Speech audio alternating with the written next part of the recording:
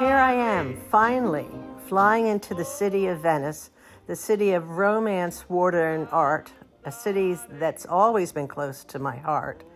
And I'm here to install my exhibition, Rapturous Alchemy, which really deals with the subject of water and climate change, which correlates directly to the plight of Venice and their survival due to climate change. It's pretty exciting being here as I travel down the Grand Canal to the Palazzo Bembo where my exhibition's being held. Bit jet-lagged here, arriving to install the exhibition. The Bembo team has been incredible. They made the light boxes for me. The paintings arrived in December, and in one day we installed all the work. And I can't thank them enough for their help. And here's a little peek at the final outcome and a look at my process.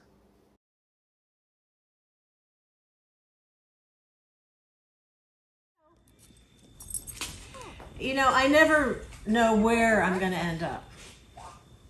It's always a process. It's a journey. It's an adventure.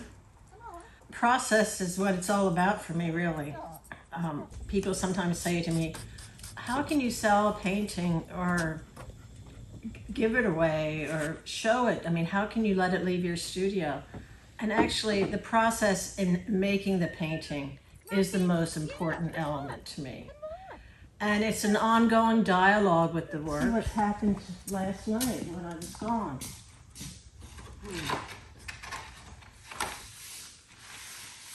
This one's gotten very dark. This one's more interesting, I think. But at the same time, I should say my process changes according to where I'm working. Whether I'm working here in Great Barrington, where I actually have these light boxes, temporary light boxes, to experiment on and see what the work looks like as it develops, see where I could add and subtract, because I do subtract pack in the paintings at times. I try not to subtract too much to really let the paint be as natural and not have as much evidence of my hand controlling and erasing. But that's easier said than done. These are oil paintings on film, and the way that the oil paint moves and just sort of skims the surface of the film is quite interesting, and it feels as if it's wet. And at the same time, the light keeps the paint wet. It presents it as if it's wet and aqueous and moving. I don't know why these are getting heavier. They must be waterlogged.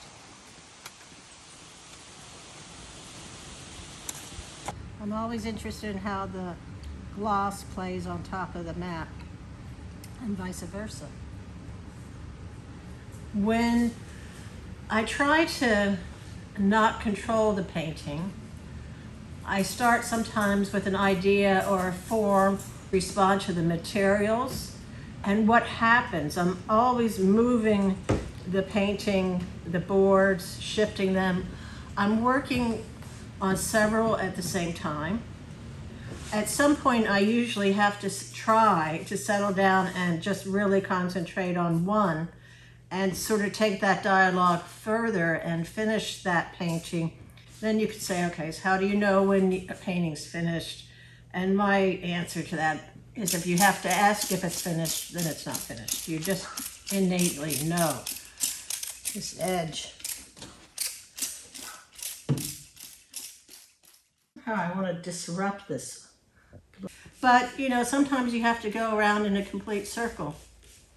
And I was mentioning earlier that for me, it's joyous starting a painting, and it can be hard finishing the paintings.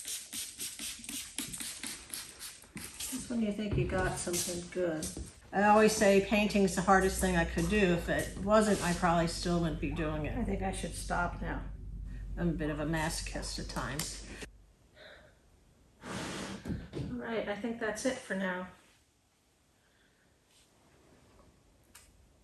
How many times have I said that? Venice. Well, you have returned recently from Venice. Right. Tell us a little bit about what's been going on there. Well, I have an exhibition at the Palazzo Bembo, which is part of the European Cultural Center's biannual exhibition that is always on when the Biennale is on. And I have an installation called Rapturous Alchemy, the Corallium Series. And it's pretty exciting. There are paintings on film, on light boxes. My focus was when the viewer entered this installation and the room is dark, it's painted a dark blue, and the light boxes themselves are painted a dark blue. I wanted the viewer to feel like they were under the sea. And I will say this, that water has been part of my painting and my inspiration my whole life, really. And I'm a great swimmer. I love to swim.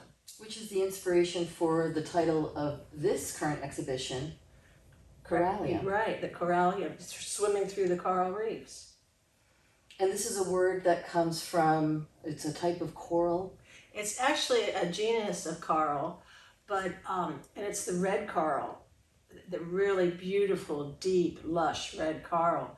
And in the exhibition in Venice, the centerpiece of the show is a piece that's 74 by 40 inches, and it's red coral.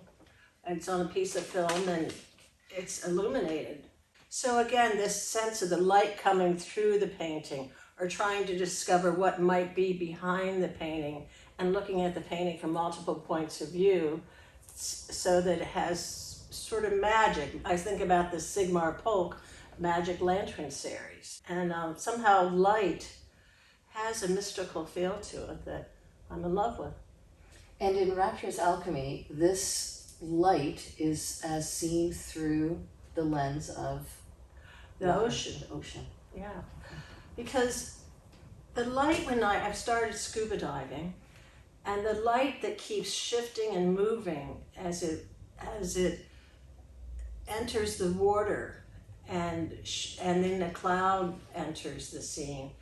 Everything keeps moving and illuminating what I'm looking at on the bottom of the sea, keeps shifting and changing. And simultaneously, the coral reefs that are near where I live in Puerto Rico in the winter are being devastated by climate change. So I was also interested in bringing my use of transparency, water, alchemy together with saying, look what's happening to our beautiful reefs. In Corallium number 20, we have quite a departure from the vibrant underwater aqueous nature. Help us understand that painting. What I did was that is a monochromatic piece. Well, there is a tiny, tiny little bit of pink in it. But whereas all the paintings on the light boxes are very vibrant and alive, they're representing a live marine world or a live aqueous world that you can dive right into. Whereas number 20 represents a dead piece of dead coral. And what I've done is to present that piece as an artifact in a frame, actually matted, set aside on a different wall so that you can point to it and say, this is a piece of coral that's been bleached. It's an artifact. It's something of the past. Virginia, your exhibition at the European Cultural Center was quite an opportunity. It's a dream come true, really, to show one's work in Venice to a huge audience. And it was a big endeavor. We worked on the project for 2 years. There were a lot of different moving components.